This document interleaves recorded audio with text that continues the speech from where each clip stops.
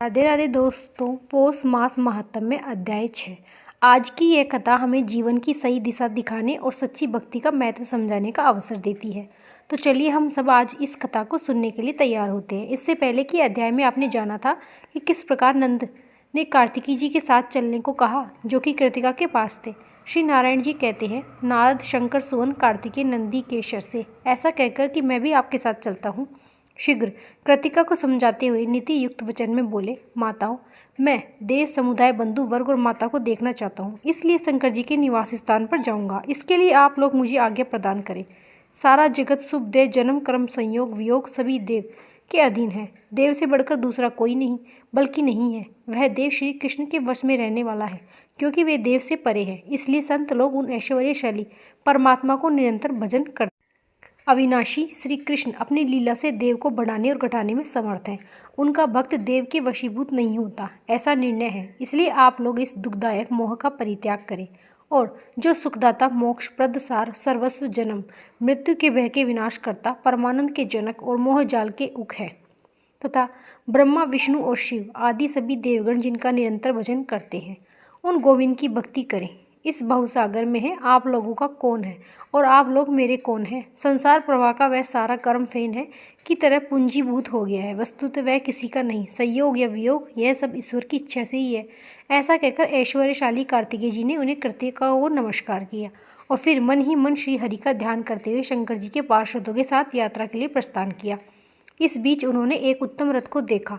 वह बहुमूल्य रत्नों का बना हुआ था, जिसे विश्वकर्मा जी ने भली भांति निर्माण किया था। उसमें स्थान स्थान पर माणिक्य और हीरे जड़ गए, जिससे उसकी अपूर्व शोभा हो रही थी। परिजात पुष्पों की माला से वह सुशोभित था। मणियों के दर्पण और श्वेत जाल से वह अत्यंत उद्वत हो रहा था। उसका वेग मन के समान था और श्रेष्ठ पार्षद उसे घेरे हुए था।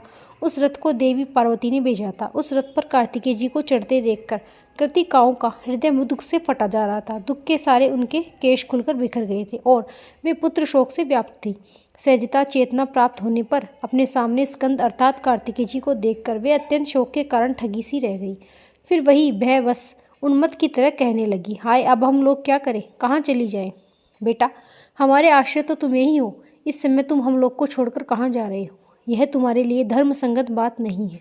हम लोगों ने बड़े स्नेह से तुम्हें पाला पोसा है, इसलिए तुम धर्मसार हमारे पुत्र हो। भला उपयुक्त पुत्र मात्र वर्गों का परित्याग कर दे, यह भी कोई धर्म है?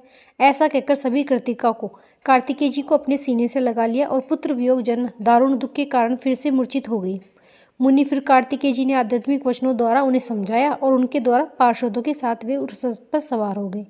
मुनि यात्रा काल में उन्होंने अपने सामने सांड गाजराज घोड़ा, जलती हुई आग, भरा हुआ स्वर्ण कलश, अनेक प्रकार के पके हुए फल, पति पुत्र से युक्त स्त्री, प्रदीप, उत्तम मणि, मोती, पुष्प, माला, मछली और चंदन, इन मांगलिक वस्तुओं को बाई भाग में श्रृंगार, नकुल, कुंभ और शुभदायक कबूतर, मांगलिक चक्रवाक, कृष्ण, सार, मृग, सुरभि और शुभ पताका आदि को देखा। उस समय नाना प्रकार के बाजों की मंगल ध्वनि सुनाई पड़ने लगी। हरि कीर्तन और घंटा शंख का शब्द होने लगा। इस प्रकार मंगल शकुन को देखते हुए सुनते हुए कार्तिकेय जी ने आनंद पूर्वक उस मन के समान वेगशाली रथ के द्वारा क्षण मात्र में ही अपने पिता के अंदर में जा पहुंचे। वहां कैलाश पर पहुंचकर वे अविनाशी वट वृक्ष के नीचे कृतिका और श्रेष्ठ पार्षदों के साथ कुछ देर के लिए ठहर गए। उस नगर के राजमार्ग बड़े मनोहर थे। उन पर चारों ओर पद्म आग और इंद्रनीलमणि जड़ी हुई थी। समूह के समूह केले के खंभे गड़े हुए थे, जिन पर रेशमी सूत में गुथे हुए चंदन के पल्लवों की बंधनवार लटक रही। वह पूर्ण कुंभ से सुशोभित था। उस पर चंदन मिश्रित जल का छिड़काव किया गया था। असंख्य रत्न, प्रदीप और मणियों से उसकी विशेष शोभा हो रही थी। वह सदा उत्सवों से व्याप्त, हाथों में धूप और पुष्प लिए हुए बंदी और ब्राह्मणों से युक्त तथा पति पुत्रवती साध्वी नारियों से समन्वित था तथा समस्त मंगल कार्य करके देवी पार्वती, लक्ष्मी जी, सरस्वती जी, दुर्गा, सावित्री, तुलसी, रति, अरुंधति, अहिल्या, दति, सुंदरी, तारा, अदिति, शत्रुपा, शची, संध्या, रोहिणी, स्वाहा, अनुसुया, संज्ञा, वरुण, पत्नी, आकृति, प्रसूति, देवहूति, मेनका, एक रंग तथा एक प्रकृति वाली मैनाक पत्नी वसुंधरा और मनसा देवी को आगे करके वहां आई। फिर देवगण, मुनि समुदाय, पर्वत, गंधर्व और किन्नर सब के सब आनंद मग्न होकर कुमार के स्वागत में गए। महेश्वर भी तरह तरह के बाजों, रुद्र गणों, पार्षद, भैरव और क्षेत्रपालों के साथ वहां पधारे।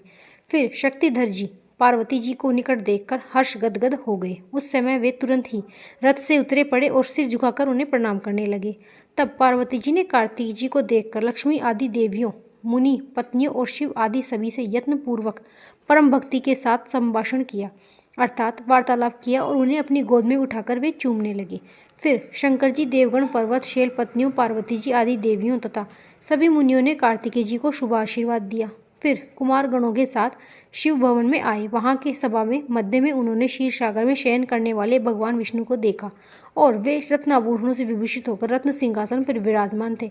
ब्रह्मा, इंद्र, चंद्रमा, सूर्य, अग्नि, वायु, आयु देवता घेरे हुए थे। उनका मुख प्रसन्न था और उस पर थोड़ी थोड़ी मुस्कान की छटा छा रही थी। वे भक्तों पर अनुग्रह करने के लिए कातर हो रहे थे। उन पर श्वेत चौथ डाला जा रहा था और देवेंद्र तथा मुनिंद्र उनकी स्तुति कर रहे थे। उन जगन्नाथ को देखकर कार्तिकेय जी के सर्वांग में रोमांच हो आया। उन्होंने भक्ति भाव पूर्वक सिर झुकाकर उन्हें प्रणाम किया। इसके बाद ब्रह्मा जी, धर्म देवताओं और हर्षित मुनिवर में प्रत्येक को प्रणाम किया और उनका शुभ आशीर्वाद प्राप्त किया। फिर बारी बारी से सबके कुशल समाचार पूछकर वे एक रत्न सिंहासन पर जा बैठे। उस समय पार्वती जी सहित शंकर जी ने ब्राह्मणों को बहुत सारा दान किया। नारायण जी कहते हैं, नारद फिर जगदीश्वर विष्णु जी ने प्रसन्न मन से शुभ मुहूर्त निश्चय करके कार्तिकेय को एक रमणीय सिंहासन पर बिठाया और कौतुकवश तरह तरह के सांज, मंजीरे, यंत्रम, बाजे बजवाए। फिर अमूल्य रत्नों के बने हुए सैकड़ों घड़ों से, जो वेद मंत्रों द्वारा अभिषिक्त और संपूर्ण तीर्थों के जल से भरे हुए थे, कार्तिकेय जी को हर्षपूर्वक स्नान कराया। फिर कार्तिक जी को प्रसन्न मन से बहुमूल्य रत्नों द्वारा निर्मित किरीट, 2 मांगलिक बाजूबंद, अमूल्य रत्नों के बने हुए बहुत से आभूषण, अग्नि में तपाक शुद्ध किए हुए 2 दिव्य वस्त्र, क्षीर सागर से उत्पन्न हुई कौस्तुभ मणि और वनमाला दी। ब्रह्मा जी ने यज्ञ सूत्र, वेद, वेदमाता गायत्री, संध्या मंत्र, कृष्ण मंत्र, श्री हरि का स्तोत्र और कवच मंडल, ब्रह्मशास्त्र तथा शत्रु विनाशिनी विद्या प्रदान की। धर्म ने दिव्य धर्म, बुद्धि और समस्त जीवों पर दया समर्पित की। शिव जी ने परम कृष्ट मृत्युंजय ज्ञान, संपूर्ण शास्त्रों का ज्ञान, निरंतर सुख प्रदान करने वाला परम मनोहर तत्व ज्ञान, ब्रह्म ज्ञान, त्रिशूल, पिनाक, फरसा, शक्ति, पाशुपतास्त्र, धनुष और संधान संहार के ज्ञान सहित संग्रह अस्त्र अर्पित किए। अन्य सभी देवता गणों ने भी अपनी अपनी शक्ति और शुभ आशीर्वाद उन्हें प्रदान किया। उसके बाद सभी देवता गण, मुनि गण और गंधर्व जगदीश्वर को प्रणाम करके अपने अपने घर चले। नारद, इसके बाद शंकर जी ने नारायण, ब्रह्मा जी और धर्म की स्तुति की। फिर धर्म का आलिंगन करके परम प्रिय श्री हरि को मस्तक झुकाया। फिर शंकर जी द्वारा स्तुतिकृत होकर शैलराज हिमालय गणों सहित प्रेम पूर्वक वहां से विदा हुए। इस प्रकार जो जो लोग वहां आए थे वे सभी आनंद पूर्वक प्रस्थान कर गए। तब महेश्वर देवी पार्वती जी के साथ बड़े आनंद से वहां रहने लगे। कुछ समय बीतने के बाद ही शंकर जी ने पुनः उन सभी को, देवों को बुलाकर विवाह विधि के अनुसार पुष्टि को महात्मा गणेश के हाथों समर्पित कर दिया। इस प्रकार दोनों पुत्रों तथा गणों को साथ रहती हुई पार्वती जी का मन बड़ा प्रसन्न था। जब सभी देवताओं गणों द्वारा कार्तिकेय जी का अभिषेक कराया जा रहा था, उस समय प्रजापति ने देवसेना को, जो रत्न भर से विभूषित परम विनीत उत्तम शीलवान को हरण करने वाली अत्यंत सुंदरी थी, जिसे विद्वान लोग शिशुओं की रक्षा करने वाली महाशबी कहते हैं, वैवाहिक विधि के अनुसार वेद मंत्रोच्चार पूर्वक कार्तिकेय जी को अर्पित कर दिया। इस प्रकार मैंने देवताओं का समागम, पार्वती जी को पुत्र प्राप्ति, कुमार कार्तिकेय का अभिषेक, उनका पूजन, विवाह तथा गणेश जी का विवाह, ये सारा वृत्तांत वर्णन कर दिया। अब तुम्हारे मन में कौन सी लाशा है? फिर क्या और क्या सुनना चाहते हो? नारद जी ने पूछा। महाभाग्य, आप तो वेद वेदांग के पारागांव हैं। परमेश्वर, मैं आपसे बहुत बड़े संदेह का समाधान करना चाहता हूँ।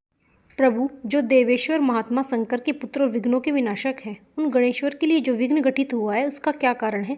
जब परिपूर्ण परात्पर परात्मा श्रीमान गोलोक थे, स्वयं ही अपने अंश से पार्वती जी के पुत्र होकर उत्पन्न हुए। पौष मास महात्म्य अध्याय 6 समाप्त। राधे राधे।